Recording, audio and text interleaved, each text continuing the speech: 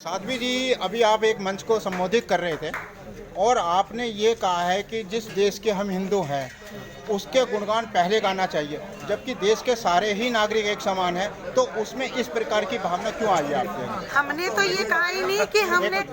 आप हमारी बात को सुनिए। पहले आप, अगर आपने रिकॉर्डिंग की हो तो पहले आप उस रिकॉर्डिंग को चेक करें। हमने यही नहीं कहा कि हम जिस देश के हिंदू हैं, हमने कहा हम जिस देश के नागरिक हैं। जिस देश का खाते हैं, जिस देश की आपने जो है उसकी गुणगान। सुनिए, हम जिस देश में पैदा हुए हैं, जिस देश के नागरिक हैं, और नागरिक में कोई जाति नहीं होती, मजहब नहीं होता।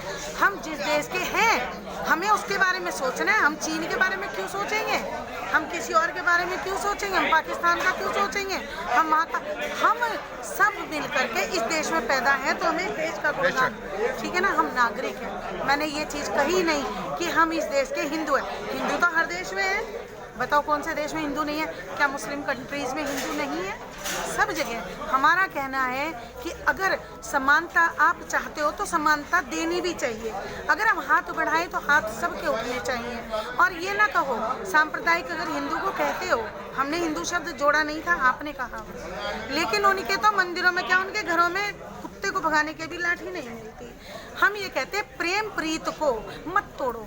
इस तरह की जो शब्द होते, कटाक्ष होते हैं, उससे आहत सभी होते हैं। हम भी होते हैं और आपको कहेंगे तो आप भी होते हैं। कोई ऐसा मजहब नहीं बना है कि जो इस तरह के कटाक्षों को झेलता हो। क्योंकि बात ये नहीं है बड़ी बातें कह देना सिर्फ कि नहीं, चुपचाप सुन लेना चाहिए। ये कह देना चाहिए अरे गांधीवाद का जमाना गया है।